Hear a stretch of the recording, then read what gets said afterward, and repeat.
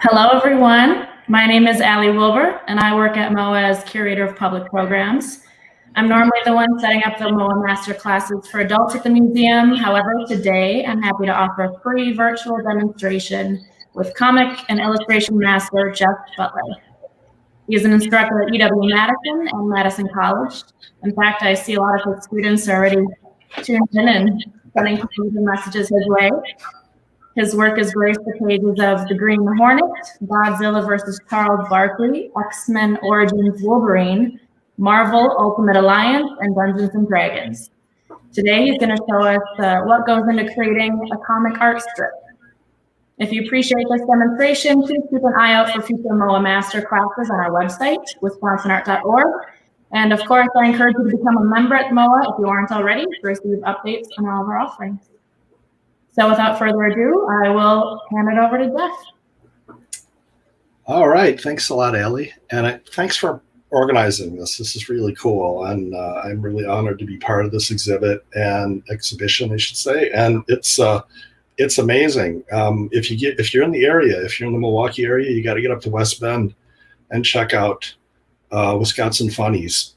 I was blown away. And it's really great to see that kind of respect for the art form. Excuse me.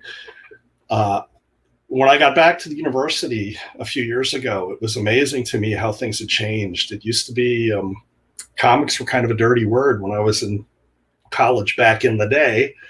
And now I'm teaching comics. I mean, think about that for a second. So anyway, thanks again. I appreciate it. Thanks, Jennifer, for the behind the scenes help with all of this too. And to Tyler Friedman, who got me involved in this, and Dennis Kitchen, and they're curating this exhibition. Is just wonderful. The museum's a treasure. You got to check it out if you've never been there. What I'm going to do is going to spend a few minutes talking about where I've been. And I like to tell this story because I had a wonderful TA, and we called him Spooks. And he used to tell me I had to tell the students, show them my slideshow about my career. And I'd say, why? It's kind of a waste of time, don't you think? And he'd say, no, you have to do it. You just have to, because then they'll know you're legitimate. And I always had to chuckle at that because his heart was definitely in the right place. You know, he wanted to make sure, he thought it was so cool that this was going to be the way to legitimize myself with my students. So I'm going to go ahead and do that. So I'm going to share my little screen with you. I think I'm going here. All right. Yep. That's me there. And that's a wonderful little piece from the On Wisconsin Magazine feature that they did a couple of years ago. And they're really nice people. Yeah, grew up in Madison. Madison kid. That on the right is an aspiring comic book artist at 3 years old. It's kind of funny if you look at the pants. I think my mom had a hard time keeping me in anything but waders because I was a swiftly growing tyke. But I was also really energetic, and I got on my mom's nerves a lot. I have two wonderful younger sisters, Jamie and Peggy. Maybe they're with us tonight too. And she had her hands full with them, and I would just drive her crazy because I wanted attention. And one of the ways she got me out of her hair was to buy me comic books. And she used to take me to work. Sometimes she worked for her father's dry cleaners, and she'd bring me along because no babysitter would want to deal with me. And she'd buy me comics, and I'd just sit in the corner and read them. And I was just totally captivated by these wonderful, colorful adventures of all these crazy characters. And I know people used to tell my mom, he'll outgrow that. Well, that didn't exactly happen. I graduated onto novels. But the love of adventure and superheroes never went away. I still loved it. I still wanted to be a part of that. The Captain America, wonderful Mitchell Hooks piece on the upper left, that was a huge influence for the young me. And it's sort of in the back of my head when I saw that cover, and I had to have that book, and my mom bought it for me. I read the book. The book was kind of fun, but that cover art just made me want to do this for a living. And of course, then came Frazetta. And if you're not aware of Frank Frazetta, you have to know that most artists in my generation revered this guy. He was the game changer for a lot of us. So many of us got into this career, this profession, because of this man and the powerful work that he did. And the Conan books caught me, but then I just would look and I would seek out anything that Frazetta did. And like I said, he was a game changer. Of course, in college at the university, I met a guy, young writer named Mike Barron, and he showed up at my door with a poster I had done that he had ripped off of a kiosk downtown. And he asked me straight away, he said, you want to do comics? And I thought for a second, is this a trick question of some kind? Because yeah. And so they had already had a success, Mike and Steve Rude with Nexus at Capitol Comics in Madison. And so we started the Badger together, and he was Madison's protector. And he's nuts, which is really kind of a fun part of it. He talks to the animals, and he really a good fit for Mad City, I guess. A lot of early pieces. That one on the right, I actually did for myself years ago. That's like the original photobomb. I thought it was apropos of the character to be blowing a raspberry at the big two from DC Comics. So I did Badger for about a year, and I realized at the time that I had a lot of growing to do in the comic as a comic artist. And but I was having a ball, and I was doing it right out of my home. And then this happened. I got a job offer in Lake Geneva, Wisconsin with TSR Incorporated, which were the creators of Dungeons and Dragons. And I took that job, spent 5 years in that wonderful art department with the likes of Larry Elmore and Keith Parkinson, Clyde Caldwell, and my dear friend Jeff Easley, and Diesel, Dave LaForce. And we had a ball. We were really a band of brothers throughout those 5 years. And I got to do all this great fantasy art. And I used to wait for the boss to come and tap me on the shoulder and say, young man, I think we've made a terrible mistake. We didn't really actually mean to hire you, because had I known better, I would have been paying them to do this stuff because it was just so cool. Luckily, they didn't know that. But I got to do all this wonderful black and white art, and then they allowed me to do covers too. And then this happened. They also had the Marvel Superheroes role-playing game, which I suspect is one of the reasons they hired me, because they knew I could do this stuff too. And again, pinch me. Are you kidding? This is, my mother could not believe it, but she was so proud because, I was doing what I always wanted to do, and rubbing elbows with these wonderful characters that I grew up with and had such a great time with. We're going to see this guy again a little later. And I got to do book covers, and it took me back to that Mitchell Hooks Captain America cover.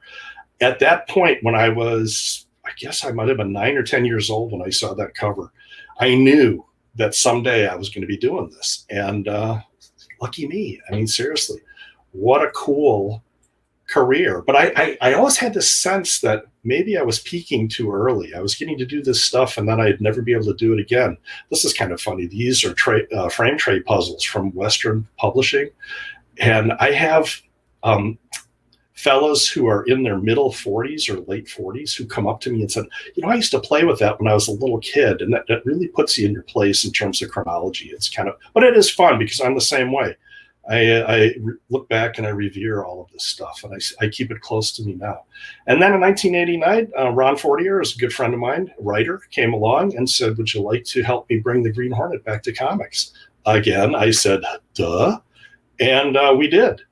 And I had left TSR and embarked on a freelance comic art career that I had gotten away from.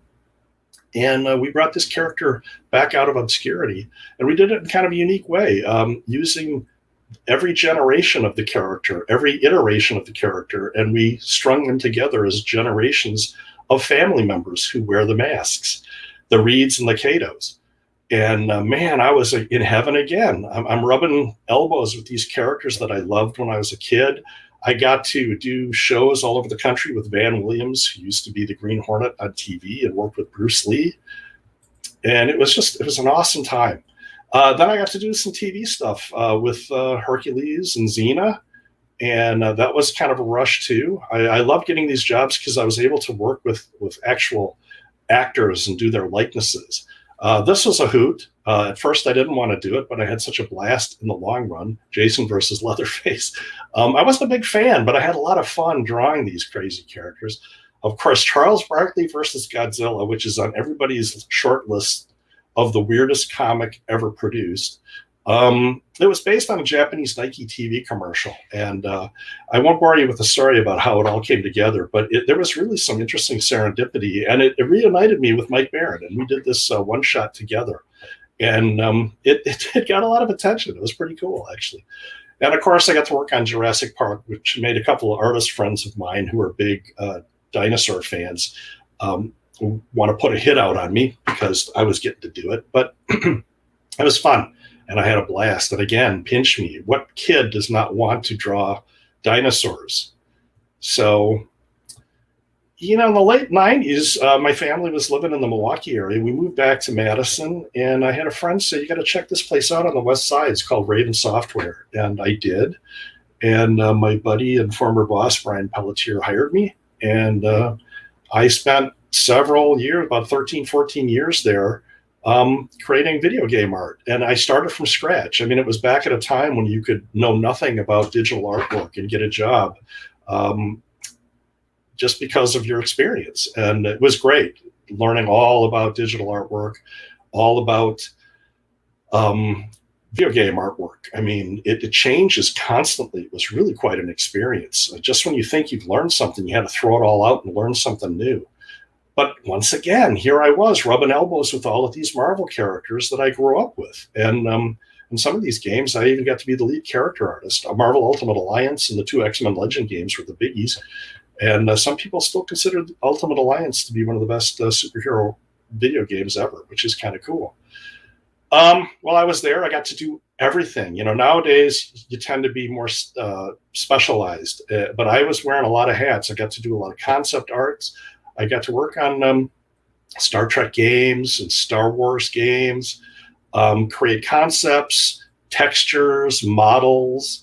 Here's a little model that I created for Wolverine. We were going to try to do a stylized X-Men game. Unfortunately, this game got shelved. But that's okay. That happens all the time. It's sort of like movies. Sometimes it gets made, sometimes it doesn't. A lot of speed painting, and this is a fun character from the game Singularity that I got to work up from scratch. I did everything on this character but animate him. I concepted him and built the model and textured him, and it was quite an experience and a real kind of a capstone to a neat career. So nowadays, I do a lot of teaching. I started teaching a lot of continuing education classes in cartooning, character design, comic art, and a favorite of mine is maquette sculpting, which is sort of, it comes from creating models for animators to follow. A lot of times they're character models, and that's where the phrase on model comes from. If you're animating a character, you use the three-dimensional maquette to make sure that you're getting all the proportions correct with your animated figure. So I love teaching that. I love to sculpt. I don't get as much time to do that anymore, but it's a favorite thing of mine. I still do a lot of freelance illustration. Here's a couple of illustrations for some game conventions. The one on the left was for Gamehole Con, which is in Madison, and the one on the right was for Gary Gygax's son, Luke Gygax. Gary, if you don't know, was a co-creator of Dungeons and Dragons. And his son Luke started a convention down in Lake Geneva in honor of his dad. And it's been growing by leaps and bounds every year. And this is the 10th anniversary artwork. And that's actually his dad there as the Archangel blasting a Lich King with heavenly light, which was kind of a fun illustration to do. I love animation. Hello, Emily. You're out there, I know. Emily Pearson and I should be teaching this class together, but things keep getting in the way. But we developed this cartooning and animation class for middle school kids, and at some point we just decided, yeah, this should be a college class.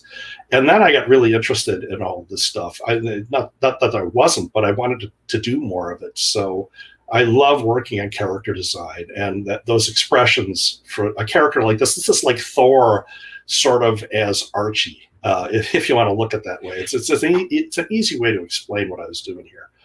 But I still do a lot of personal work. I have a hard time not drawing monsters. It's a compulsion. It might be a sickness, I'm not sure, but it's something I just love to do. When I'm doodling, usually I'm doodling monsters. If I do a demo in my drawing classes, I often demo monsters. Of course, on the left, that's my beautiful wife, Jennifer, who would never sit for me for a portrait. And so I kind of went around her and took some pictures of her when she was younger. And I created I turned her into a Alphonse Mucha calendar girl. That was awesome. I was a big hero for a couple of weeks after that one. No, that was an anniversary present way back when. I still do a lot of commissions. Interestingly enough, a lot of my commissions are Green Hornet related, and Badger too. So it's fun. I have been around long enough to become nostalgia for a certain demographic, and I appreciate that because I am the same way. I am very nostalgic towards my artistic heroes when I was growing up. And then in the spring of 2018, at the urging of my wife and my wonderful father-in-law, I went back to school to finish that degree that I had left languishing after when I started my comic career. And while I got back at the university, I was urged to take a class with Linda Barry, and it changed everything. Linda Barry is a mad genius, and if you don't know about Linda, you have to get to the Wisconsin Funnies exhibition because you're going to see a lot of Linda's art there too. She was teaching making comics at the university. Julie Ganser was so nice to kind of swing a side door entrance for me into this class because it's so popular and hard to get into. I immediately was transfixed by Linda's teaching methods, and she was answering some questions that I was in search of answers for so long in my own teaching. And she was getting closer than I'd ever seen to finding the answers. And some of those answers involved working with students that just don't draw very much. And how do you get them into it? How do you get them producing great stuff really quick? Well, she was doing this with students. And I was just absolutely taken by the whole process. And I spent a semester, these were my Fat Batman sketches. We had to do these on 3x5 cards every day. We'd have to do a series of them, and I'd do them. It's basically us in a Batman outfit walking around during our daily life. And my wife, Jennifer, used to get a big kick out of them. At the end of the day, we'd laugh at these. And it became kind of a signature thing for me. And we might see Fat Batman a little later, too. But I took an independent study class with Linda in a subsequent semester, and she took me out in the hall, and I thought I was in trouble. She said, Captain Action, we all use different names, class names. She said, Captain Action, I want to see you in the hall. And I thought, uh-oh. And you have to see the two of us. I am a really big guy, and she's a really tiny, petite little woman. And I was scared out of my mind. I thought I did something wrong. And she sat me down and she says, I'm thinking about going on sabbatical. And I was wondering if you would teach my classes while I'm away. And I was slack-jawed. And my first reaction was, lady, you are just too tough an act to follow. And she said, no, you're going to be fine. You're going to be fine. And it started a new phase. And I'm still there. She's back from her sabbatical teaching a new class. And it's just been so rewarding, and I can't thank her enough for helping me usher into a new phase. It's just been awesome. Here's from she forces you to keep a daily journal, which is amazing, and you have to create cartoons and comics in the journal. And this is, of course, the never-ending problem for students, and that is you get overworked and you're tired all the time. And she gave us a lot of work, but it was really rewarding work. And now I'm doing it. Now I'm terrorizing the students. So I'm currently teaching at the UW-Madison, and also I teach drawing at Madison College, and should be teaching cartooning and animation there too. But we're going to put that together one of these days, Emily. I promise we're going to make it work. So that's a little bit of my background. Now we're going to do a little bit of virtual looking at how to create comic art, and then I'm going to do some live demos here, so hang with me. One of the first questions I get asked a lot in my cartooning classes is, how do you draw realistic figures over and over and over again, like a comic book artist? And I said, well, back when I was breaking in, we didn't have many books. We had the wonderful How to Draw Comics the Marvel Way, which has still got a lot of really great fundamental information in it. But there weren't many books out there back then. We had to kind of learn it on our own. And I looked towards animation. and the wonderful Preston Blair books on animation. And there's always this talk about the line of action. And I don't know if you can see my cursor, but the line of action is that thing that starts the drawing, that gives the figure, it gives it an attitude, gives it a posture. And I started to rely on that, and then starting to break down the stick figure. It just made a lot of sense to me how they were teaching how to do this, because if you start simple, you can add complexity. But I was realizing that I was trying too hard to make something complex before I really understood it. So the middle phase of this whole process became what is very much like that wooden art mannequin that you see. I don't do this anymore, but I still, if there are foreshortening issues, I still draw these little cylinders. I call them cups. If it'll help me set the limbs in a foreshortened pose, I use it. So this process has been really good to me, and it's pretty standard. It's a time-honored way to draw the human figure, and to draw it over and over and keep the proportions fairly consistent. So we're going to do some demos here in a minute. First, I want to talk about tools. You get asked a lot about tools. What do you use? What do you draw with? What do you ink with? Let's just start with inking. We'll kind of work backwards a little bit here. The time-honored inking tools are the dip pen, which is on the left there, pen nibs of different types. I love dip pens. I don't use them that much anymore. I did a lot back in the day, but I sort of gravitated towards a brush. And I actually have a bias now. When I was 17 years old, I asked my uncle, who was an artist and a cartoonist, I said, how do these comic artists and cartoonists get that wonderful undulating, thick, thin line? He says, it's a watercolor brush. And I didn't believe him. And then he convinced me, and he said, what you got to do is you got to save up, and you got to go out and buy a Winsor Newton Series 7 number 3 watercolor brush, which is the brush on the right, the lower right there. And I did, and for the summer of my, before my senior year in high school, I spent every evening working at the dining room table trying to master this thing. And it sort of bent to my will. And I know I always say I created a few swear words along the way, but it actually finally kind of kicked in, and I started to love it. And today they make these synthetic brushes that are getting ever so close to being like the sable brushes, and they're so much less expensive. So I can kind of recommend them now. We use them in our classes. Modern cartoonists are getting more and more into markers, and that's because markers are getting better and better. Now, don't tell Linda I said this, but I use these from time to time. But I don't use them the way a lot of people use them, because markers tend to give you a relatively dead, uninteresting line. And you have to work with these things to bring that line to life. And I like to teach that in my classes. And if we got time tonight, I may even demo that a little bit, because that's usually a little bit of an eye-opener for some people. I wanted to show my Tabaret, my inking setup here, because it's a little bit different than some, although I know a lot of people that do it more or less this way. I use a little plastic palette. I don't dip my brush directly into the inkwell or the ink jar, because it's so hard to see, and you don't want to dip too deep into there, because then the ink gets up into the ferrule of the brush, and then it dries and ruins the brush over time. So I use one of those little plastic droppers, syringes, and I'll suck a little bit of ink out of the bottle, and I'll put a puddle into the little plastic palette. And I'll dip my brush in there because I'll be able to see it better. Now you can see I've got some water for rinsing my brush and keeping it lubricated. I've got some white paint here, which is called white ink, and that's for making corrections and special effects.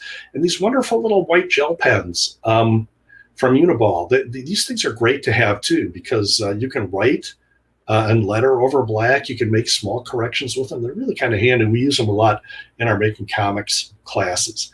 So we're going to do some brush demos a little bit later, but I'm just going to set you up as long as I'm in the PowerPoint here and show you a couple of things that you want to keep in mind when you're inking with a brush. You want to keep the brush wet, damp at least, because that lubricates it. It keeps the ink flowing. You want to cover up your ink all the time too, because ink can get a little snotty after a while and it doesn't flow as well as it starts to dry out. What I do is I'll get it a little wet and I'll roll the brush with my fingers along a blotter. And what that does is it restores the point to the brush, because you want to have that really nice point. And that's the red sable brushes, like the Winsor Newton Series 7. Those things have points that snap back razor sharp, and they're really fun to use. The thing about brushes is you don't get force feedback when you first use them. When you touch a pen to paper, you will feel that pen hit the paper. When you touch a brush to paper, you don't feel it at all. So that's why it's difficult to learn at first, because you have to develop a touch for it. So here's me dipping my brush into the little puddle. And again, I can see what I'm doing. I have a couple of little cups of water there. One's a dirty cup and one's for just keeping the clean brush lubricated.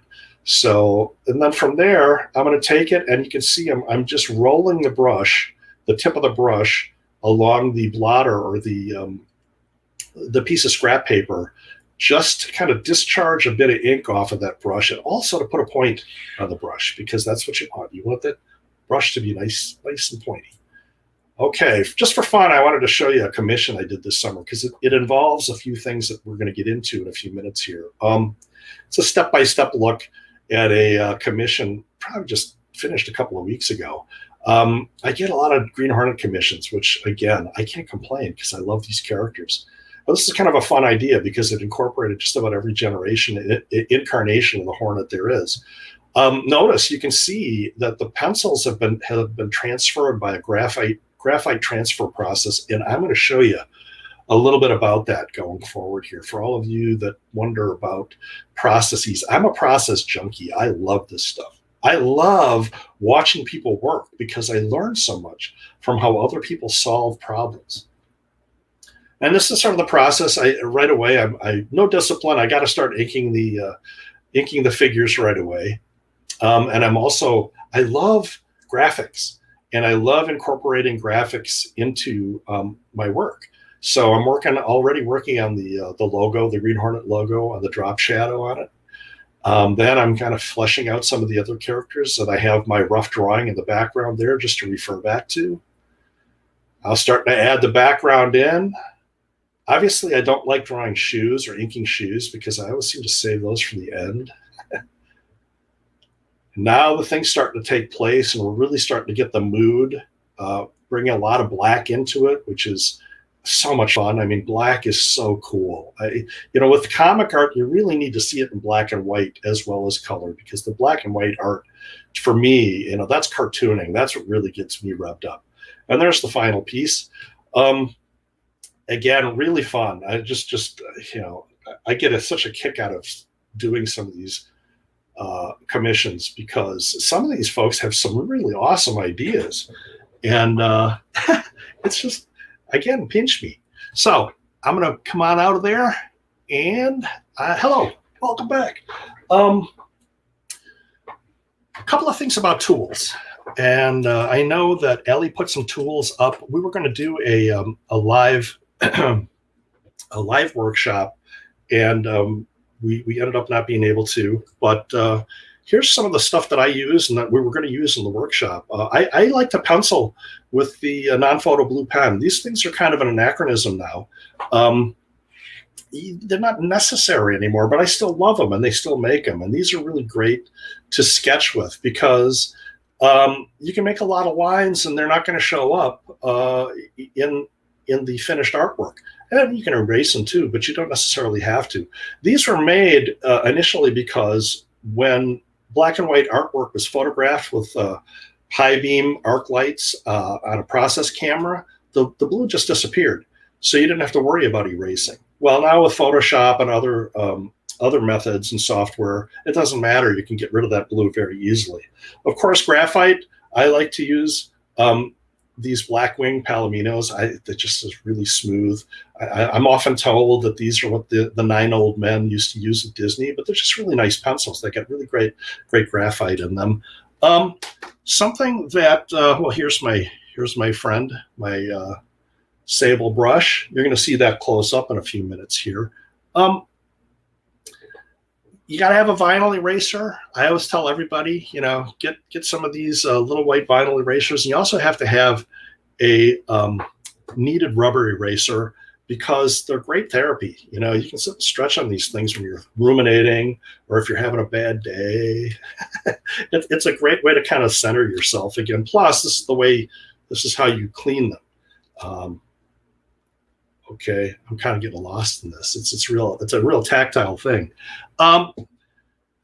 So like pen nibs, I don't have many to show here, but they do have these really nice kits, the Speedball cartooning sets, and I think they're about $7 to $12. You can get them in our supply store, and you get a selection of different nibs, and you can play with them and kind of get the hang of them. Again, pens are interesting because they tend to leave a lot of ink on the page. And you have to be careful when you're working. You have to kind of work left to right, and work away from the wet ink because the ink takes a while to dry. And that's one of the reasons I don't like nibs as much. The brush doesn't leave as much. It doesn't dump as much ink onto the page, and it tends to dry much quicker. So you don't really have that problem. Here's another one. Here's that white gel pen that I was talking about. It's called a Uniball Signo. And these things are just handy to have. If you're interested in cartooning, I would highly recommend having one of those. And of course, the microns, the dread microns. These things are the things that Linda just prefers that you leave at home. And I understand it because I think we should all try to work with traditional tools first because they show you how to get those lines. And then if you want to move forward and work with more modern tools like these, then at least you have a starting point for creating those wonderful types of lines that cartoonists like to make. So there's a few things. Oh, finally, what do you draw on as a cartoonist? Well, Bristol, 2-ply Bristol is sort of the surface of choice for a lot of cartoonists and comic artists. It's a little bit thicker than card stock, and it comes in a couple of different surfaces. So one surface is a little toothier, a little rougher. The other surface is smooth. Now, these days, you can actually get 11 by 17 pads and they're actually lined. I don't know, you probably can't see it, but they actually have blue lines and they're ruled for comic art, which is pretty amazing. I wish they had those when I was breaking in, because it just takes some. It's just really handy. It's handy to have. So there's a few of the tools that we use. Now I would like to show you a few things. I'm gonna have to switch cameras, so bear with me a little bit here. I'm gonna talk about creating comic art, and we're not gonna spend a lot of time on actually going into developing a page of comic art because I was just noticing, my friends call this the butt cave as a play on my name, but I like to refer to it as my shrine to arrested development. But it's a fun place to be. It's really a lot of fun to work here. So I'm sorry, I got distracted by my own doodads. But digital now is such a big thing, and I'm a digital artist, so I kind of get it. And I see a lot of students and a lot of people out there doing a lot of digital comic art. And I think that's awesome. I also think it's tragic in a way too, because I would prefer people come to digital art from traditional art, because I think that's where the rubber meets the road, and that's really where you develop your skills. I spent a week out in California about 8 or 9 years ago sculpting with some amazing special effects artists from Hollywood and from video games.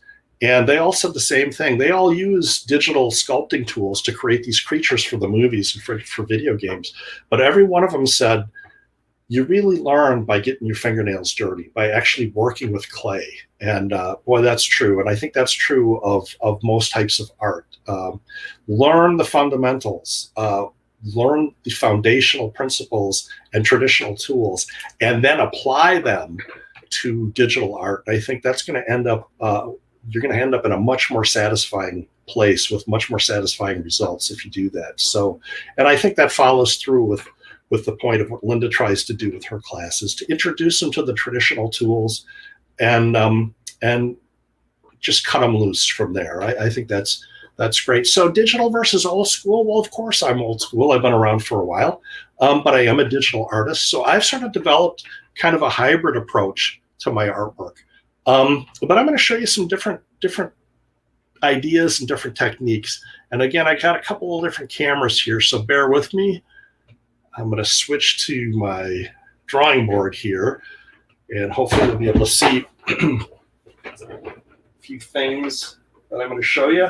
So this first thing, this is that Spider-Man drawing that I flashed up there a little bit earlier. This is the original rough sketch that I did in blue pencil, okay, for that Spider-Man sketch, and I still have it. I tend to hold on to these things. So this is very rough, and if you can see this character up here, Rhino, I barely developed him at all. I had an idea of where I was going to go with that one, and I did it on tracing paper. So, and there was a reason for that, because I ended up lightboxing this. So lightboxing, and if you're not aware of this, they have these wonderful, really thin light boxes now. Some of them are relatively inexpensive. Here's mine. I got this one. It's like 11 by 17, so it actually deals with comic art pretty well. So what you would do, it's going to turn on for me. There we go. So it's a backlight. You can actually do this up against the window too if you want. I'm just going to use my blotter paper, and I'll show you. You put it over with that backlight, and you can see right through, and then you can go back over and trace the image. And what I would do often is I would actually do the final rendering on the light box. And this would be my preliminary drawing. And I would put my paper over that and then do the finished rendering on top of it. So, and that's really a great way to do it. If you can get a light box, I highly recommend that. So I'm going to get rid of my light box here. Bear with me again. So I like to throw a lot of processes out there for people, because different people are going to have different means, different tools that they can use. But I remember, I'm going to show you a couple of things that were really influential for me, that helped really kick my drawings into another gear. But so once I light boxed that particular drawing, that's what it looked like right there. So ooh, that fills the screen real nice. And so that's the rendering that I did using the light box over that preliminary sketch. And so that was done right on the Bristol board, which is still, I mean, it's 2-ply thick, but it's still thin enough that you can see through it with the light box. And this is all graphite pencil. And then that led to, this is a little bit bigger, so it's going to kind of dominate there. So there's the finished inks. And unfortunately, this is a print because the original is hanging up in my other studio. But this is all inked with a Winsor Newton Series 7 No. 2 brush, my old pal that stayed with me for about 25 years. It's a great old brush. But that's one process. That's one way to approach comic illustration. Now, I have to put a little disclaimer in here, because the fact of the matter is that there are a lot of people, a lot of really talented artists that don't need to go through this process. They can just draw things out right on the page and then ink it, or turn it over to an inker. And that's great. I'm just showing you some different ideas here, different ways that I've worked. So I got this kind of weird, I shouldn't say it's weird, different kind of a job years ago, and it was to illustrate a historical comic for the state historical society in Pennsylvania. And if you look at this, this format is half the size of the comic book page that I was going to work on. So this is, I would sketch things out this small. This is literally half the size of a comic, the original art. So I'd sketch this out, and I had these things printed out because, again, I was trying to work smarter. So I'd had all of my panel divisions created and all that kind of stuff. But this is at a stage where I was feeling very comfortable working things out very small. So this would be called like a layout. It would be called probably a large thumbnail. Most thumbnails are very small. I used to do thumbnails in the margins of the scripts that I would get from the writers. And that's where you do a lot of the design work of a comic page. You want to kind of design the page and make sure that the eye is flowing across the page in the proper direction.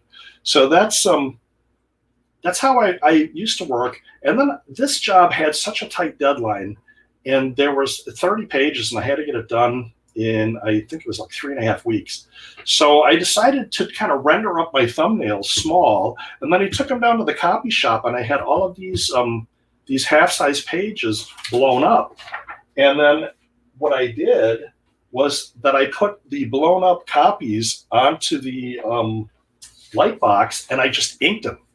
I just went ahead and inked them, and you can kind of see, hopefully you can see the comparison, you know.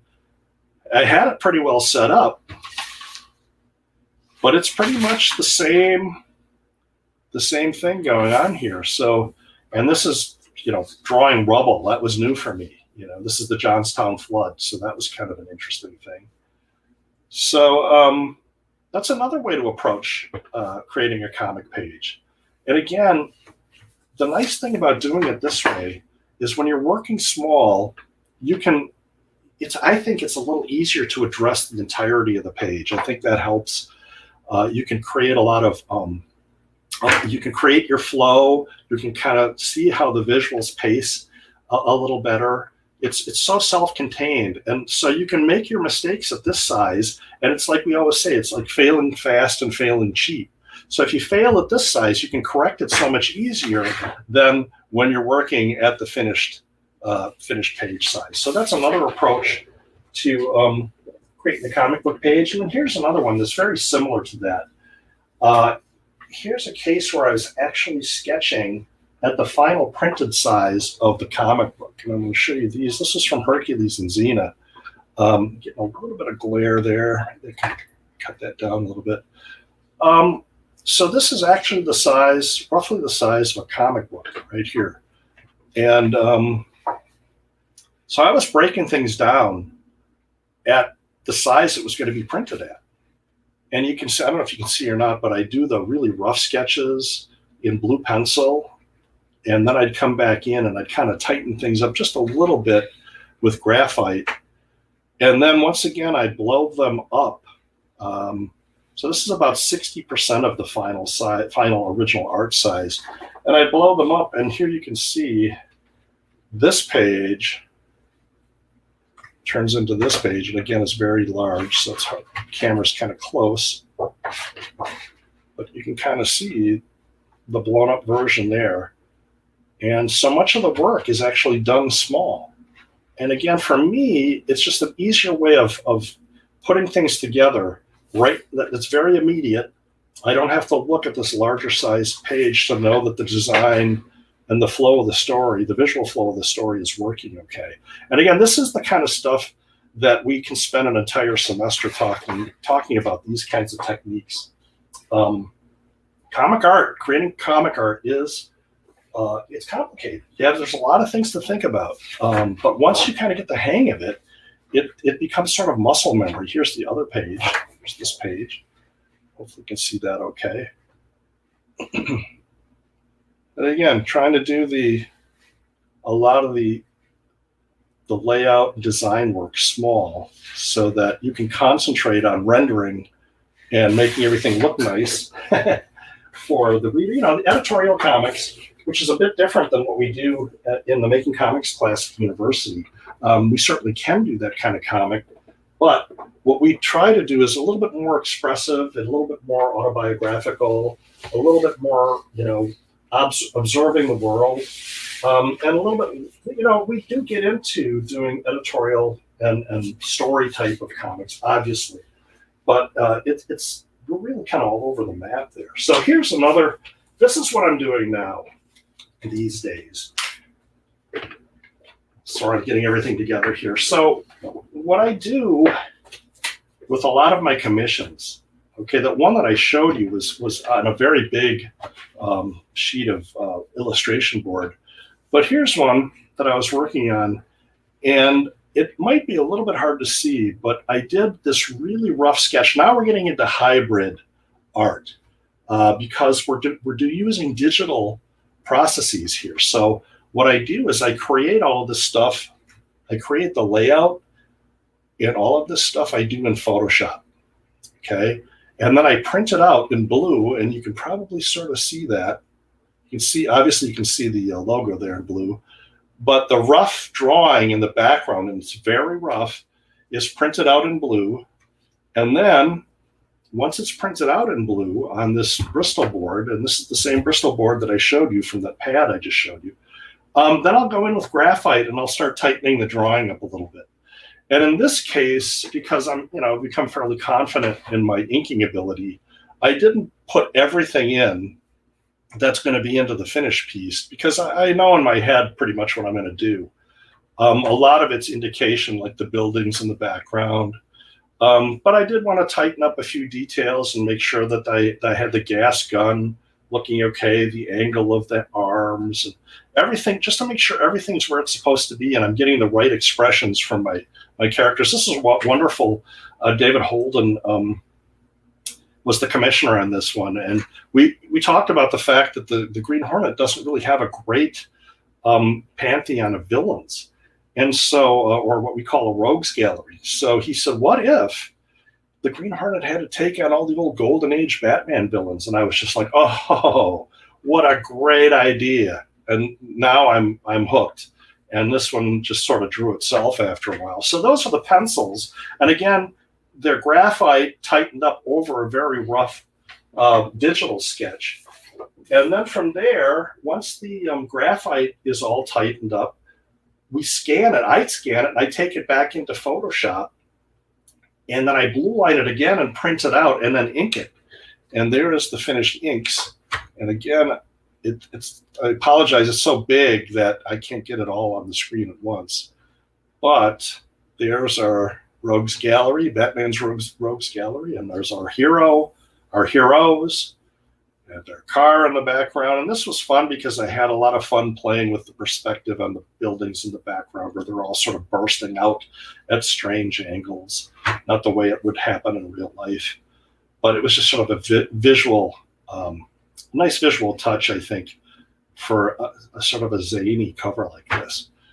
But then, again, to up the ante, because this is inked by brush, because I printed out, again, with a blue line, and then I get in there with the brush, and then I ink everything. Then I scan it again, take it back into Photoshop, and at that point, now I'm having fun, because so many of the creative decisions are already made. Now I can just color this thing and just have a ball. And I use a process which is really fun here that, and I don't know if that's coming through, but you can see I'm painting with an old style comic book dot pattern. And if I get up close on Two-Face, you can probably see it a little bit. But I'll try to get back and give you a little bit more of the whole view here. So this is really where the fun, it's like putting frosting on a cake for me. And I'm a glutton for sweets.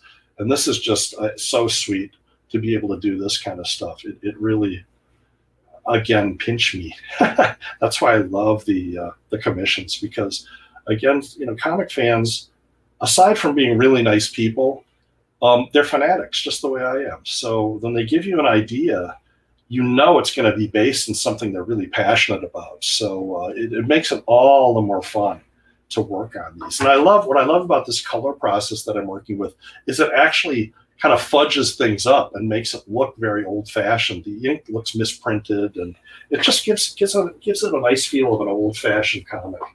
So I'm going to have one more of these that I'm going to show you. And this was done from when I first started teaching the Making Comics class at the university. And we also kind of brought it in to do double duty for this actual event at MOA. So I'm going to show you the process here. Now, once again, this was done as a very, very loose sketch in Photoshop first. Oh, boy, I get a lot of glare. I apologize. So this was to advertise the class that I was going to be teaching in the summer, and it sort of became, it was a heavy lifter for us, and I really had a lot of fun doing this because monsters, zombies. Are you kidding me? And at one point, Linda said, "When we do the poster, we got to find a way to put comics in there like 3 times." And I thought, once she said that, it stuck in my head, and I said, "Well, I'm going to figure out a way to do that." Because obviously it's important. If Linda tells me to do it, I'm going to damn well do it. So, and it was really fun to kind of come up with all of the graphics. And this is obviously a spoof cover on the old and wonderful, excuse me, horror covers from the 1950s, the EC comics, some of the greatest comics ever made. But some of them were a little bit over the top. Hang on just a second. Losing my voice. A lot of teaching this week online, so the voice tends to come and go. So this was printed out with very rough blue line, and maybe you can even see in there, you can see some of that blue line. It was very, very rough. So once I printed it out and I had my design down, then I tightened it up with graphite. I had a ball with a real soft graphite pencil, one of those Blackwings, Palomino Blackwings. And then I had to figure out a way to get Linda in there too. So this was really a labor of love. So those are the pencils coming on top of a printed out version of a rough sketch that I had done in Photoshop. And then I scanned it again the same way we did with the last one, printed that finished pencil out in blue line, and then inked it. And so that's what this looked like once it was all inked. And again, we're using a lot of brush. We're using a little bit of pen here. And got that fun portrait of Linda down in the lower right corner. There's, of course, Fat Batman's going to enter into the picture at some point. Just has to. And there's the nearsighted monkey. That's Linda's alter ego. And they're all astonished. And those of you that are familiar with EC Comics, this is just an absolute ripoff of the EC Comics trade dress, which is what you call their design work. And I still use this, and I change the summer, I change all the information on it. And of course, then I had to go back and color it, and we did it the same way that we did that Green Hornet that we just talked about. And there's the trade dress, and of course we had some fun with some different, rotting flesh colors. And it's just Linda's red hair in there. So another really fun project, and if I could, I would do this kind of stuff every day, all day, because it's just, I can't tell you how satisfying it is, especially when you have comics in your blood. And I'll never forget that my mother and dad asked my uncle, the artist, at one point, "Do you think Jeff will ever get over this comic thing?" And he says, "I don't know, hard to tell. Most kids outgrow it." I think that was wishful thinking on their part. So there's a few things to kind of think about. Now, I want to actually switch cameras again, because I want to be able to see what I'm doing with some of this stuff. Oh, maybe we'll do this first. I want to show you another process that's really kind of handy, and we'll do it from here. This was another commission. I better use this paper so you can see it better. This is another grade transfer. Now, if you remember that big involved Green Hornet piece that I showed you before with all the black in it and all of the different incarnations of the Hornet, that piece was done with a graphite sheet behind it and transferred by tracing, which I don't usually like to do.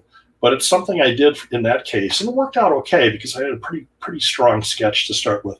Well, this sketch was for the son of a really good friend of mine. And hey Gary, hopefully you're out there. And this is one of those empty or open comic book covers that they make now, so you can give it to an artist and they can actually create a piece of artwork for you.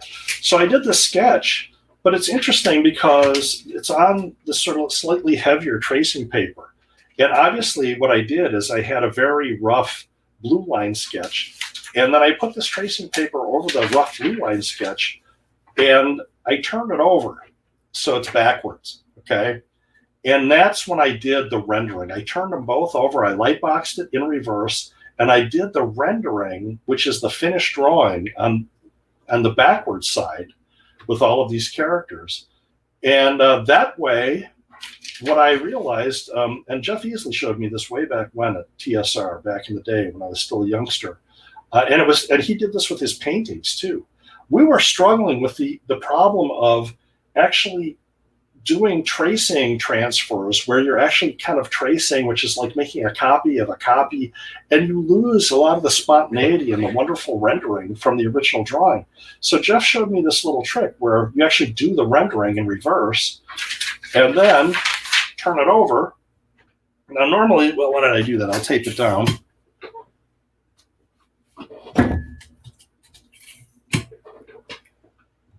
So it isn't moving around on me. And then it's a wonderful little bone folder. It's a burnisher. And they're used a lot with different, for hobbyists and stuff. I've had this one forever. It's actually getting worn down pretty good up here. We use these in our classes to fold our booklets and things like that.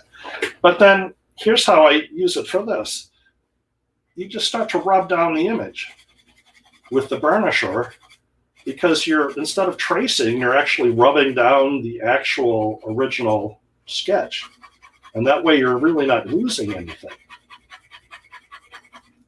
And I don't know if I should take the time to do the whole thing or not, but I'll do as much of it as I can and vamp in the meantime. That's what I do.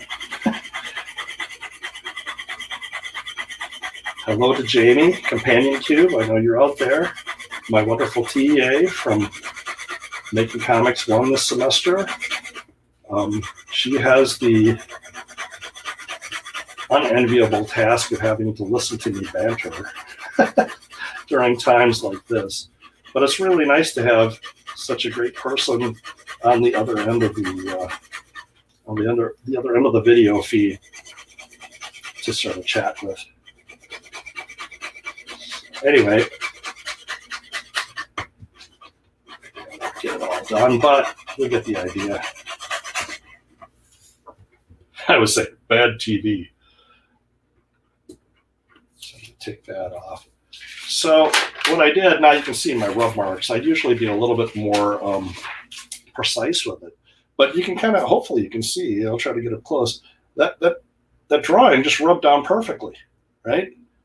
And obviously I didn't get it quite as perfect as I normally would have over here. You can see where I'm missing spots. That's why you really want to take the time to do it, to really cover the whole area while you're rubbing it down. So because it's virtually impossible to line this up and do it right the second time. So you actually have to get it right the first time. But this is really great. And there's the drawing. And you can do a couple of things if you want. You can just ink it like it is, or you can tighten things up in some areas if you didn't quite rub it down as perfectly as you may otherwise have. Or you can spray it maybe if you're worried about it smudging, because it's not really, it's sort of sitting on top of the Bristol. But that's another transfer process that I think is really handy to know about. And I like to show my students that one too, if they want to work this way. Some of them go right up to the window and sort of use the window as a light box. So I'm going to show you another one real quick here. We're coming up on an hour, which is pretty good. So Gary, if you're out there, this is going to kind of spoil the surprise. I did another drawing for him recently, and I'm going to show you the process on this one too. Very similar. But once again, in this case, I can show you the rough drawing I did, because I actually scanned this plain covered comic book that he gave me, and I did this very, very rough blue line drawing in Photoshop. And you can see these characters, there's really not much going on here. It's just sort of the character's head, pretty rough. And I spent a little bit more time kind of fleshing out the Thor figure. And he's a little darker because I wanted to make sure he was standing out from the background. But if you notice, everything's backwards. So once I had the drawing, I flipped it in Photoshop and printed it out blue line like this. And then I just traced it right from the blue line. And there's my tracing. Let me get it on the white background here. So there's the rough and there's the trace. But I traced it backwards. This is backwards. So once again, now that I have the actual tracing, I actually, did the final rendering backwards, but based on that original rough sketch. Now I just flip it over once again, and I won't take the time to do the whole thing. I'm just going to do Man God because he's got such a wonderful face. But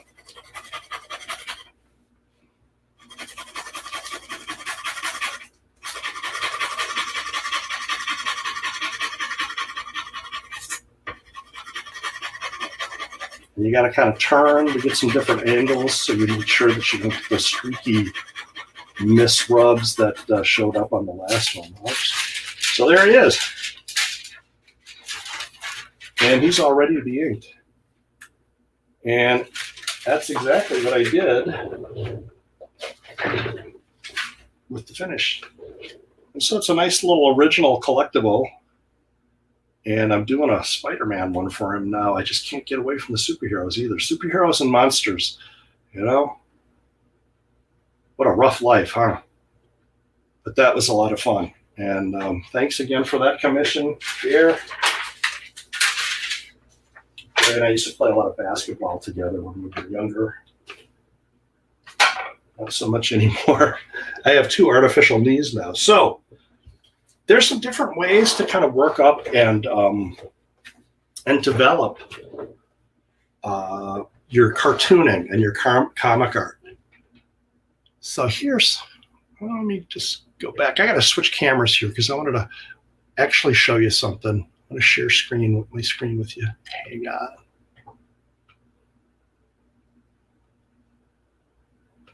So I'm going to speed this up. It's not really, I don't draw this fast. Did it come up? I hope. But this is a little movie I did for my little video I did for my my cartooning class, and this is my fun old character.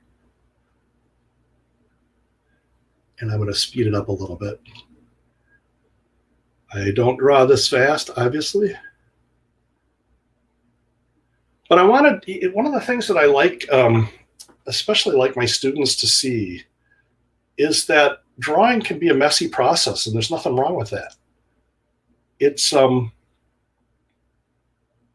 in fact, the more gesture and the looser you are with it, the more lively the drawing. Notice I'm holding the pencil with what they used to call a violin bow grip. And that's because I don't want to be doing brain surgery right now. I want to be very loose. I want to be very, very gestural, because I want this thing to sort of, I don't want it to be stiff. I want it to kind of come to life. Now that I've got the basics down, I've got some movement in there. Now I can start to add detail. Now you notice I switched grips on there, using my trusty Palomino Blackwing. It's just wonderful pencils. And this is just on that crummy newsprint pad. I was doing it during class. And like I said, Fat Batman has sort of become part of my life. I can't get around Fat Batman anymore. But you notice, and even if it's speed up, I can put it back down to the normal speed, but I'm not going to. Even at normal speed, I'm trying to keep my hand really active. I don't want to get too picky about anything. Not yet, anyway. I mean, I can get picky when I ink this thing. But if I start worrying about being too precise now, I mean, precision's a thing. I get it. But if I start worrying about too much precision at this point, I'm afraid I'm going to have a very, very dull finished product here. Very dull drawing. So with a lot of artists, if you've been doing it long enough, you don't need to put every detail in at this stage, because you have the experience and you kind of know where you're going to go, especially if it's going to be inked or you're going to be developing this drawing further.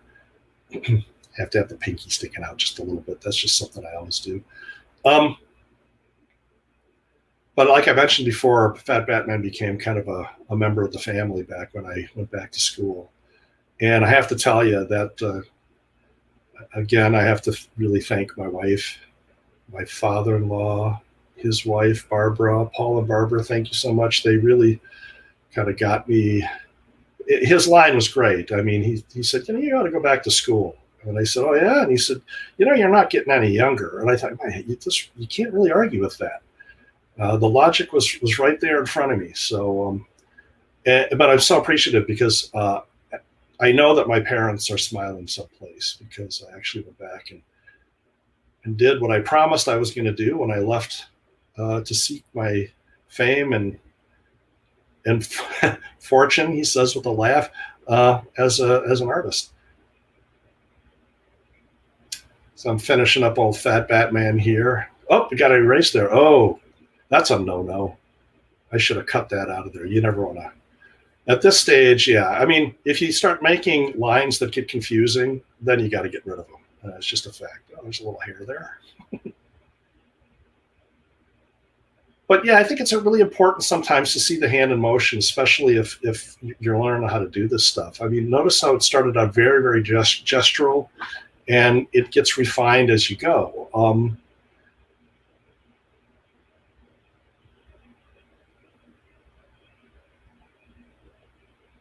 Just adding some makeshift shadows and stuff. So I love cartooning. I love rendering. I love drawing realistic. I love portraiture and painting. But this is fun too. I mean, just drawing fun cartoons is awesome. So that's my rendition of Fat Batman. And now I wanted to grab another camera here, my over-the-shoulder camera. It's going to give you a slightly different view, and I think it's a better view actually. But what I'm going to do is I'm going to show you how I approach inking with a brush. Now remember some of the things I showed you before. I've got my tabouret over here that you can't see, and I'm going to put my little blotter or my scrap paper over here. Now I would light this more. Oops, I would light this even brighter. The problem is when I turn these extra lights on, I start to get those weird video stripes. So unfortunately, this is going to be a little bit starker shadow-wise because I don't want to get those weird stripes. So right now I'm just, and you can't see, I'm wetting my brush a little bit. I'm just going to lubricate my brush using a Winsor Newton Series 7 number 2, which is the brush that I kind of got to like. The 3 is great, but I just felt a little bit more comfortable with the number 2 for some reason. So now I'm unloading some of the excess ink, and I'm twirling. I don't know if you can really see it, but I'm twirling the brush to put a point on it. And that's sort of the way to, not just to warm up, but it's also to charge the brush up so the brush has got enough ink in it. So here's one of the things that you don't want to do. You don't want to get really tight with your grip and just start, you don't want to make these really labored, try to be really precise with the line, because as you go slow like this, there's something that happens. Your heart's beating, right? And as your heart beats, that line's going to start doing this like an EKG. So you want to kind of learn how to keep an active hand, learn how to keep a loose hand, try to be gestural when you can. I always say there's 3 kinds of strokes when you're using a brush. The first stroke is the one that starts at your shoulder, your armpit, and you kind of lock your wrist, and that's for very long strokes of the brush. And then there's the one that comes from your wrist, and that's these sort of sweeping strokes where your wrist is kind of arcing. All right. And the other one are these sort of shorter chopping finger strokes. And then there's combinations of all the above. But the key really to inking, I think, for me anyways, and there might be some people that would tell you otherwise, is just to keep a real active hand, kind of keep it sketchy. And look at how I can really develop some very interesting line weights with that brush.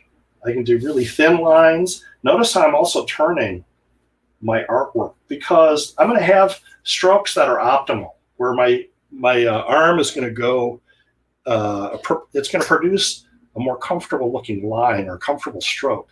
You want to turn the page rather than contorting your arm, because if you contort your arm, that stroke's just not going to look as good.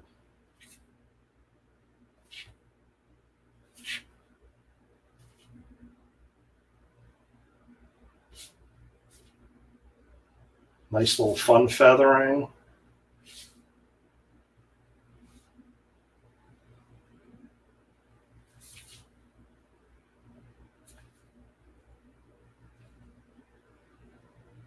I unfortunately probably won't be able to ink this whole thing, but I just wanted to kind of show you the process and what the wonderful lines you can get out of a watercolor brush like this. Let's get up and do his face. Big cheek. Now, the secret of Fat Batman is that he is me. And he is the whole idea of the exercise that Linda gave us was, and all the other students got to do this too, was that they were going to draw themselves walking around a campus in a Batman suit and record their activities over the course of a couple of weeks. And we had to do a couple of these per day, which was really kind of funny.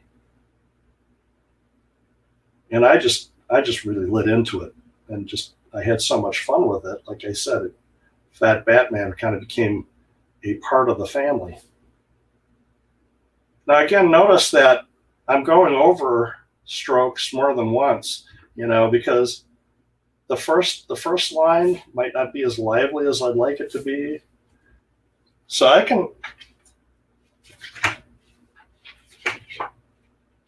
can take a nice long deliberate stroke like this if I want, or I can do shorter, choppier,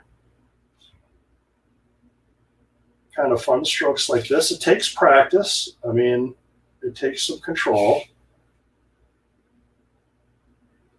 Let's do the half moon eyes. I love those things. Just looks like he's always smiling. That was the thing about the old TV show when I was a kid, the Adam West TV show. Adam West is a nice man. I got to meet him a couple of times. But the mask had these upturned half moon eyes, which I always thought it was kind of funny, because that sort of makes him look like a happy guy. And Batman, as conceived, was always the Dark Knight. He was always this sort of scary creature of the night, supposedly. Well, that was sort of the fun of that show, where they kind of turned everything sort of upside down. When I was a kid, I didn't get camp humor. I thought, wait a minute, Batman's goofy. What happened? But as I got older, I grew to understand it and appreciate it so much better. And I was just joking with my wife, Jennifer, the other day. She got this label maker. She's so damn organized. She got this label maker a few years ago, and then she started labeling everything. And I noticed that she had a label on the pencil sharpener, the electric pencil sharpener upstairs. And I just looked at it and I said, this reminds me of the old Batman TV show. Of course, she wasn't a fan, so I had to explain it to her. But, if anybody that's aware of that show remembers that they labeled everything, and that was part of the camp humor. I mean, and they had strange, funny names too, like, of course, everything was a bat thing. It was bat phone or bat computer, and it was labeled like, okay, these super crime fighters, they're too dumb, a couple of dunces, and they're too dim to even know what's in their bat cave. They have to have it labeled. So that was kind of a charming little thing.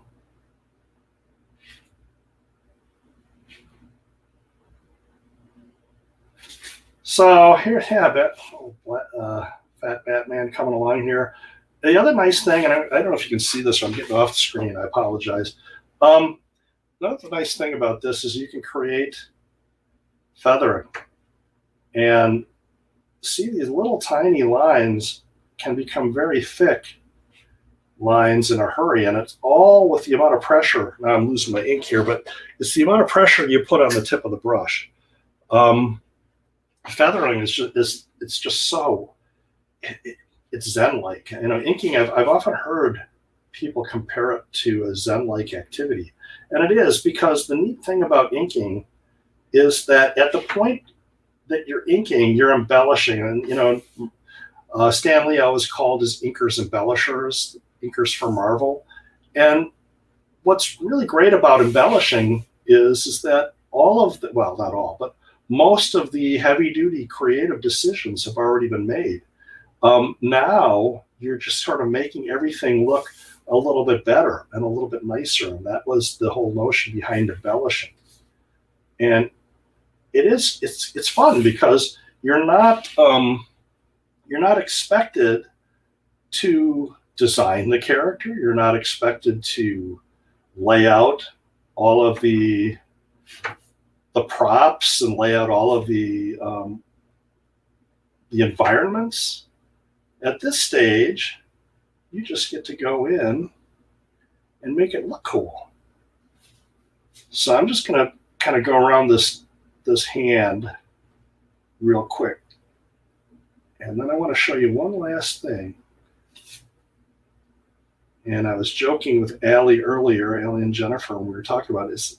The problem with doing like a comic book page, as you can probably see, is it would take too long, and it doesn't fit in my camera. So I didn't want to frustrate people. Plus, you know, we would be here all night, and you wouldn't appreciate that. Most of you probably wouldn't be here all night.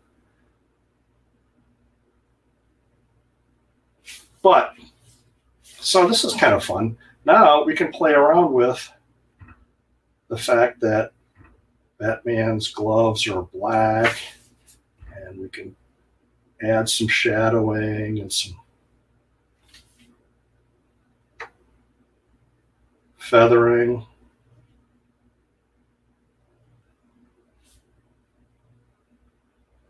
Fat Batman. And again, you don't have to be super precise either. I mean, that's kind of the fun of it. You can play.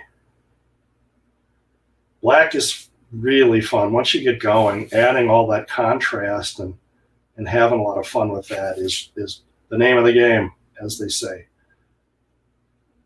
There's something very, very satisfying about laying down a patch of black ink. It makes things that were otherwise not so dramatic looking very dramatic. And to those of you that are in my drawing classes that are here, and especially to those of you in my making comics classes, we're going to be doing this later on this semester. We're going to be breaking out the brushes and learning how to do this. So anyway, yeah, there's a feather up on his ear there. There's a little fat Batman started. Looking over the shoulder. One last thing I wanted to show, and I didn't want to spend too much time. I could do this all night, but we don't want to put everybody to sleep here. Here's Gary's Thor that I printed out in blue line. And I did want to show a little bit about what I was talking about with the markers. Okay, so I've got some microns here. Microns are a dirty word in the making comics classes, but I have to admit that I use them from time to time. John Porcellino, who is also in the exhibition, he uses these. I had the pleasure of meeting him a couple of years ago in Linda's class, and he was a little bit sheepish to admit that he actually used these in front of Linda, which was kind of funny. But I use them from time to time too. But the key to this thing is to keep it active. Now, notice all those wonderful different weighted lines that I was making with the brush before. Well, you can do that with this too, but it takes a little work. Now, hopefully you can see this. But I'm just going to draw. And again, I'm keeping my hand active. And I'm trying to vary the line weight as I go, as I see fit.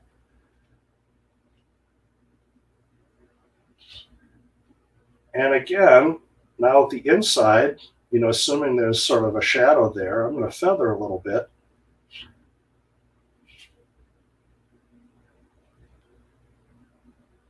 Now, again, the key really is to ink this as if you're using a brush. I mean, you want to make sure you're getting the kind of line variation that brings the character to life. You know, you get a character like this, you have to service the character, as they say. You have to make it dynamic looking. You want to catch people's eyes. Whenever you create your own character, it's the same way. You have to figure out ways to create visual hooks that are going to make people want to keep reading and want to keep tuning in or buying the comic to get updates on that wonderful character that you created. Put myself on camera here. But again, like I said, I try to keep my hand fairly active. And here with the leg, as it kind of works its way down, I'm going to make those lines thicker. And I'm going to feather into them a little bit. Feather into these thicker lines. And you can use different size pens. I'm just sticking, I guess, this is a 0.5. And I'm sticking with that one for now because it's giving me a pretty good variety of lines. And notice the thin line, get a little closer here. You can see the thin line versus the thick line, and that kind of variety is visually compelling, and that's what you want to aim for. So people who aren't as confident or as comfortable with a brush or a dip pen tend to gravitate towards markers. Again, there's nothing wrong with that. You know, comics are for everybody. Everybody can make comics. That's one of the coolest things. I mean, you don't have to draw Marvel characters. You can draw a lot of things. Like I said, at university, we tell a lot of autobiographical stories. We do a lot of watching of the world around us and recording some of the things we see, can make commentary on those things. I mean, some people, you know, my wife Jennifer, a couple of years ago, was doing these wonderful art journals. And we were just looking at them. She just pulled them out the other day. They're really wonderful. And I was struck by how much like comics they were. Because it was really her just sort of recording some really interesting thoughts and things that she found, whether it was an artistic thing or it was an image that she wanted to to memorialize, really. And those journals are wonderful, and she's really good at it. She got into painting. I always tell my drawing classes, I hear this all the time because I'm a braggart, I always say I can teach anybody how to draw. And she actually called me on that. Oh, that X means that I'm going to fill that in with a solid black later on. She actually called me on it because I'm a confident guy. I'm a football player. And remember, drawing is a learned skill. It's not something that you're necessarily born with. Some people might have a greater facility. Some people might have a little greater hand-to-eye coordination. Anybody can draw. So this notion that, and I think Jennifer was a victim of this too. I think she had teachers tell her that, she just wasn't any good. Now, what teacher would ever do that? I don't get it. You can see some nice thin and thick sort of hatching down or feathering down there. And it's coming, just part of it's with the weight of the amount of pressure I'm putting on the pen. But you can only put so much pressure on the pen. But what I was going to say was, it's a tragedy that more people don't spend time drawing and being creative. I think it's such a wonderful outlet for anybody. And one of the most incredible things that happens in our making comics classes is that we see, and even my drawing classes, we see people that haven't drawn a lot become really amazingly good. And not necessarily that their drawings are just super classically wonderful and precise, but they develop the passion comes out, and it really becomes evident that they're clicking into something and finding some inner satisfaction with the whole process. And I love that. I just absolutely love to see that. It's one of the reasons I love to teach. Again, just working with students that haven't drawn a lot, and then working with students that love to draw and really are interested in getting better and finding new approaches and new tricks. I love giving away new tricks. All right, so you get the idea, but you notice that my hand stays pretty active. I'm not trying to just make outlines. You know, you want to draw in and out. You want to kind of flick the pen a little bit, the same way you flick a brush, because if you flick it just right, you will get a sort of a tapered stroke. 10 years ago, I would have said, stay away from these things because markers are evil and they create very, very dead, uninteresting lines. Well, that's not the case anymore. But the thing is, you have to work with them. You really have to massage the marker a bit. So I'm going to come back to you here, and I am going, let's see. There we go. I'm back. So if anybody wants, I'd be happy to answer any questions. My focus has been on the drawing board, so I've missed some of the banter over here in the comments, which is kind of too bad. I like banter. What paper am I inking onto? This was just 2-ply Bristol. Bristol comes in a couple of different. I mentioned already that you can get the kid finish or the rough surface. This is a smoother surface, but it also comes in 100% cotton and paper. This is paper pulp, which is less expensive, obviously, than the cotton. So. Hey, Jeff, I'm back. Hello. That was wonderful. Thank you very much. Oh, my pleasure. Thanks, everybody. I did see a question higher up asking if you can use a regular printer with that Bristol paper you mentioned earlier. That's a great question. It sort of depends on the printer. I've seen, if it's a really cheap printer, it might not take 2-ply Bristol, but you can get 1-ply Bristol that's a little bit thinner than cardstock, and you can buy printer Bristol that you can actually draw on. And they'll have it, a lot of times they'll have it in, what are those old stores, sort of like the art journaling stores and what was that? Anyway, but hobby stores will have them, like a Michael's will have that kind of stuff. You can order it certainly online. But 2-ply Bristol won't automatically go through printers. There are some printers that can handle it, though. We have a sort of a industrial printer at, we call her Martha, at the university, and she prints wonderfully at Bristol. My printer obviously does, but you can get thinner drawing paper. Try sending sketchbook paper through. Cut it to size, cut it to the regular size, and send that through. That probably wouldn't get stuck in most printers. Great question. A lot of the other questions, and you kind of touched on the paper question too, but maybe a reiteration of the pencil you use and the brushes you prefer. And I guess a question that I have to tack onto that is how particular are you with your materials? Are there some other materials that work just as well, or are you very passionate about using those kinds of pencils and brushes? Well, that's a really great question. I always tell students and people that are interested in this kind of stuff, use what you're comfortable with. Whatever makes the lines that you like. When we start in our making comics classes, we use black Papermate Flare pens, which are cheap. But there's a funny thing about flares that it's weird, because Linda and I both noticed this years ago, independently of each other. Flare pens, as cheap as they are and as lousy as the ink is, they make really good lines. The trouble is they don't last very long, and the ink it's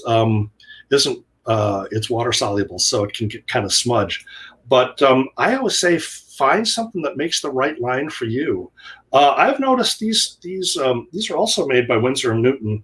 These university pen brushes, they have a red shaft and a little white stripe on the bottom, and they're white bristle. They're synthetic, but they're the same type of brush that I use. It's just synthetic and a lot cheaper, and they make pretty good lines. I would say they're still not quite up to a Winsor Newton Series 7 or a Raphael or something like that, but they're getting closer all the time. In terms of pencils, again, I know Neil Adams, who, very influential in my comics career, legendary comic book artist. I see him using just old-fashioned school pencils, the old yellow 2B pencils. So again, whatever works for you, I think is, and then you sort of fall into a groove. Once I got to working with Winsor Newton brushes, that was it for me. I was hooked. We were married for life. I used to use a Cully Race blue pencils, and then Linda turned me on to these Staedtler Mars non-photo blue pencils. And these things are really nice. The problem with this type of pencil, and I should say this, is these colored pencils can either be very chalky or very waxy. And these particular Staedtler Mars blue pencils are right in between. So they're really great to work with. They're not too chalky. They're not too waxy. If they're too waxy, then they sort of act as a release against the wet media, like ink. And so it's the ink might bubble up on it a little bit and not adhere to the paper as well. So again, I can throw ideas out there. To me, the techniques are fun to learn, but it's also nice to know what people are using supply-wise. But as you go, you're going to sort of slip into your own groove where that's concerned. Very true. One other question that I have, what is one piece of advice that you would give an artist who's looking to pursue a career in comics? I think artists in general are kind of dissuaded from pursuing that at the college level or as a career, and you've done it. You've succeeded, and you're very happy with your accomplishments, as you should be. What is your main piece of advice that you would give someone looking to do that? Well, if you want to get into a career as a comic artist or a cartoonist, there's a lot of different choices. There's a lot of different paths. When I was younger, there were only a few paths. And the main path was working for the big two, Marvel or DC. And, back then it was all about long johns and superheroes. And it's changed a bit over the years. It's tougher now because the big two are very corporate driven now. I mean, it's all about the movies, and it's all about it. To me, this is my opinion, it's not quite as creative as it used to be. And it's a little bit, again, for my money, it seems a little bit oppressive. Comics today are much more illustrative than they used to be, and there's nothing wrong with that. But I really get interested in seeing cartooning. I get interested in seeing stylization.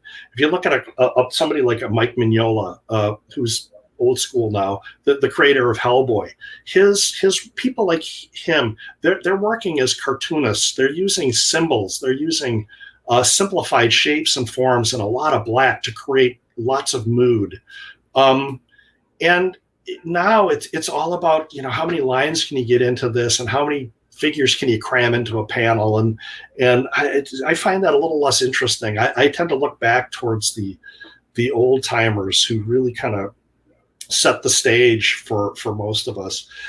Breaking in is tough now, but the only reason that I'm teaching comics now is because you don't have to just aim at that goal. It isn't just Marvel and DC anymore. There are people who are making web comics. There are people making comics in blogs. There are people who are self-publishing. With all of these crowdfunding options, there's people that are making their own comics, doing their own stories with their own characters, getting crowdfunded, and then they're finding an audience out there. There's sites. There are self-produced comic sites where you can go and upload your comics, and tens of thousands, if not hundreds of thousands of people are seeing them. So there are all these outlets out there, and I love this because one of the things that's very eye-opening, and it was when I got back to the university in the winter of 2018, when I walked up to the 6th floor of the Humanities building in Madison, it looked the same as it did when I was in school 40 years ago. And I walked down the hall, and as I approached Linda's room, the comics room, the first thing you see is she had these silvery fringes hanging over the door. And I'm like, oh, I know I'm going someplace cool now. But what I also noticed was along the walls to the inside, there are these big, displays. And I saw all of these comics behind these displays. And it hit me very emotional. I became very emotional because, like I said, when I was in school way back when, comics were sort of a dirty word. I mean, you weren't an artist if you wanted to do that. And now all of a sudden, Linda's just up the ante. Now there's respect for this stuff. Now it's everywhere. And the cool thing about that is, in the United States, comics was stunted for so long. I mean, all of the bad times during the 50s with the Senate hearings on violence and juvenile delinquency, and the book The Seduction of the Innocent, which claimed that comics were the root of all juvenile delinquency. And people were burning comics, and they just got such a black eye. And then little by little, comics kind of came back again, and Stan Lee was a big part of that, and he wasn't the only one. People like Will Eisner. Then you get to the undergrounds, people like Dennis Kitchen, Robert Crumb. All these things start to get exciting, and then it explodes in the 80s when we discover that this wonderful American art form that was created here, like jazz was created here. But guess what? It's not as respected over here. But you go to Europe, you go to France, you go to Asia, and they're producing some of the most amazing comics you'd ever want to see. And all of a sudden, America takes its blinders off and looks overseas and sees what all these other people are doing with this wonderful media. And then it started importing some of those ideas over here. And then you had the great explosion. And that's what I think we're living through, this wonderful time now where and this is what we see in my program that Linda started at the university. It's a place for people who are just natural storytellers, or people who just want to tell a story visually. It's sort of a primordial thing. You go back to the cave paintings. It's that yearning for humans to get their story out there. And writing has always been the traditional way, but why not do it with writing and pictures and merge those things together? I mean, it's a marriage of media that just works so well. And now it's respected, and now people want to investigate it. And I think that's exciting. It's really exciting for me because the students that I teach, this is something I told Linda early on. I walked into that classroom with all of these years of experience, and as a cartoonist, and I walked into there and I realized that I had to leave that behind somehow. I had to kind of disengage from all of this stuff that I knew and try to learn what she was teaching at the same level as the rest of the class, right? I thought that was super important. And what it did is it opened my eyes to what students were doing who had none of the experience, none of the skills, none of the stuff that I had. They were doing stuff I couldn't do. And now I'm looking at this a whole different way. I'm thinking, try as I might with all of this, I can't do what you do. And that was an epiphany for me, because that's when I realized how important this is. It's such a big deal when somebody sits down and starts telling their story with their own words and pictures. All bets are off. That's powerful. And it just gives me goosebumps just thinking about it. That's why I love doing this. So to recap, perhaps all of our stories are relevant. As an artist who's perhaps dissuaded from pursuing it, it's relevant to share your story and to make your art. Now's the time to do it. And we have all the tools at our disposal to market it. I mean, it takes a lot of effort and a lot of work as well, but certainly living in a virtual time, clearly, when they can get their work out there and it can be seen. Absolutely. And I just wanted to say one other thing, because I do have some students that are getting into digital comics. And I just want to reiterate, that's great, because I'm a digital artist too. Don't do it too soon. There's something about digital art, as amazing as it can be, that I think if you do take time to put pencil to paper and really kind of train yourself, where you're forced to deal with your mistakes, where you can't just hit, Control Z and undo it.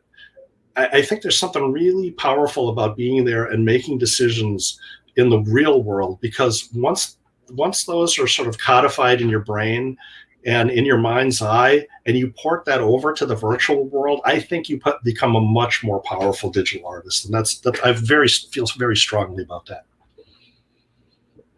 There is a question from Kurt in the comments regarding whether or not you have any kind of formal study on human anatomy, or do you use reference? Do you just kind of have a feel for it at this point when drawing all of these figures in motion? Well, if you go back to what I was talking about before, the process that I showed when I flashed that Dr. Doom sketch, when you've been doing it for a long time, you get a feel for the human figure. And I always tell my students, that's, if not the most, one of the toughest, hardest things to draw, because it's so dynamic. Even in repose, the human figure is a very dynamic thing. There's so many parts. There's so many twists and turns, and so many wonderful contours that sort of invade the contour.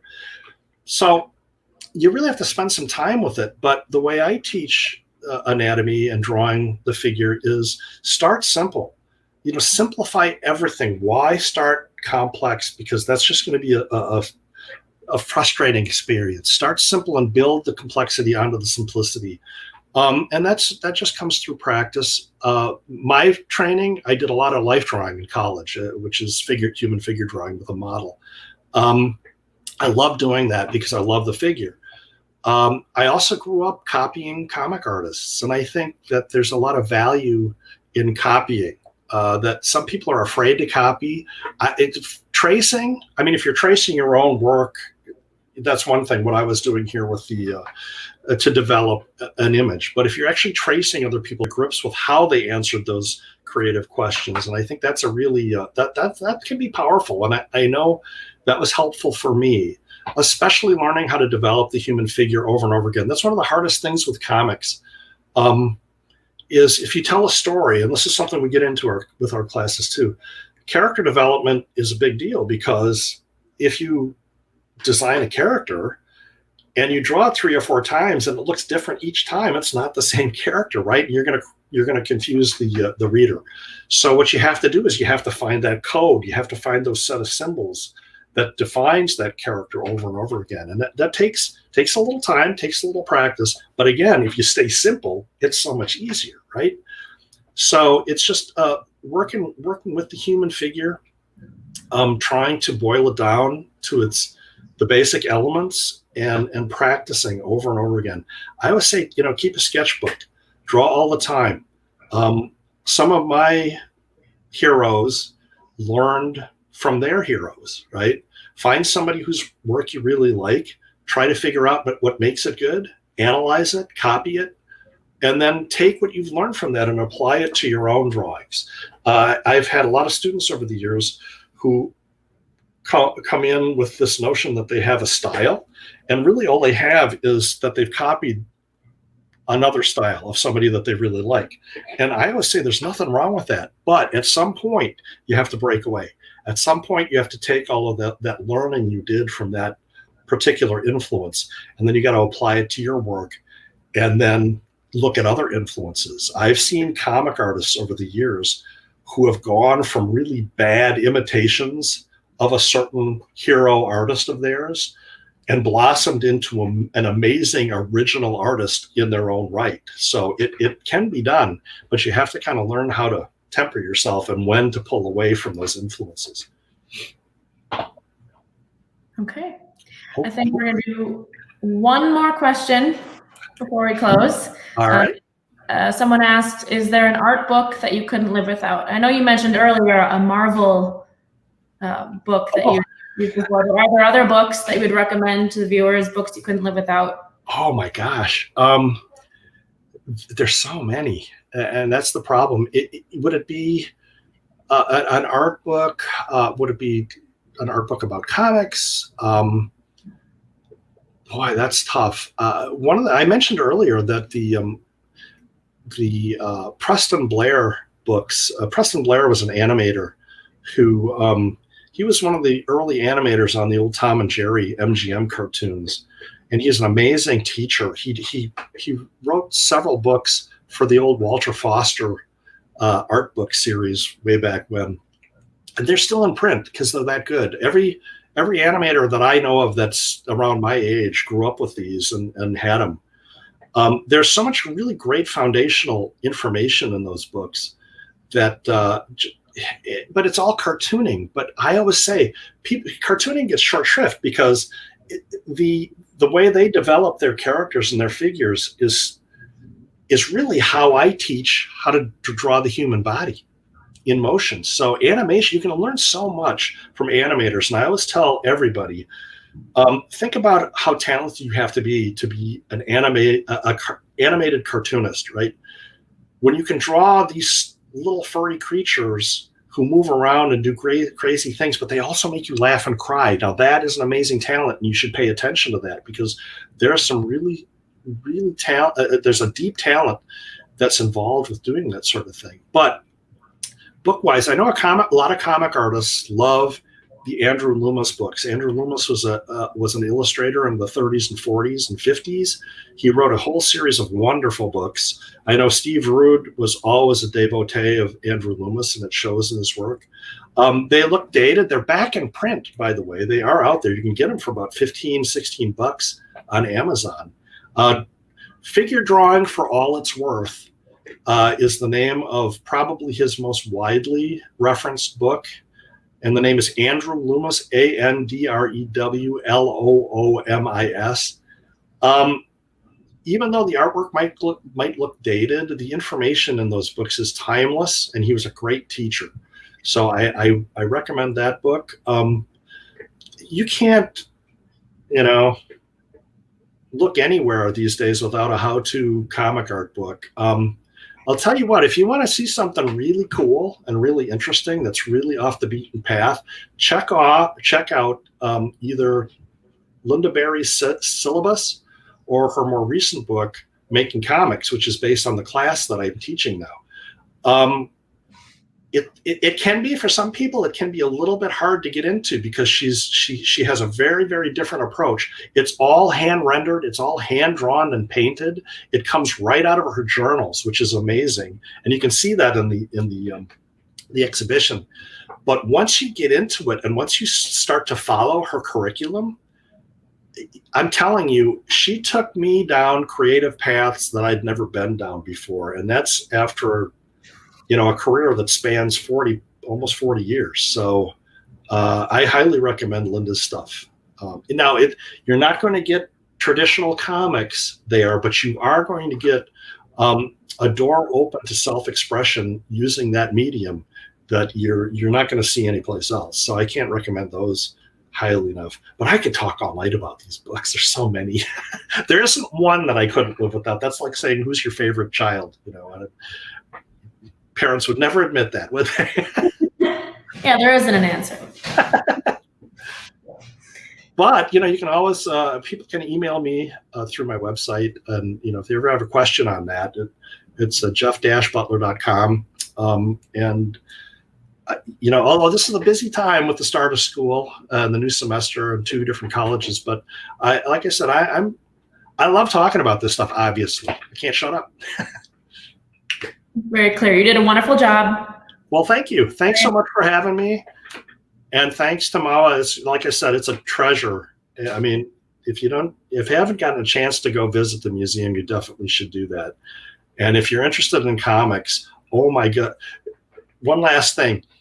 Comic art on TV or on the printed page is nothing like seeing it in person.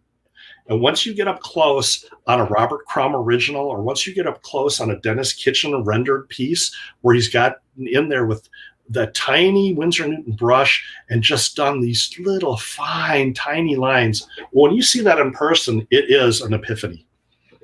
Yes, the Wisconsin Funnies 50 Years of Comics exhibition on display at MAWA and our St. Kate location through November 22nd. As Jeff was mentioning, a lot of the pieces that we have on display are originals. There you can see the musculature of the drawing. You can see the blue pencil sketches behind. It's really magnificent. So I encourage you all, if you haven't already, to come and see the show.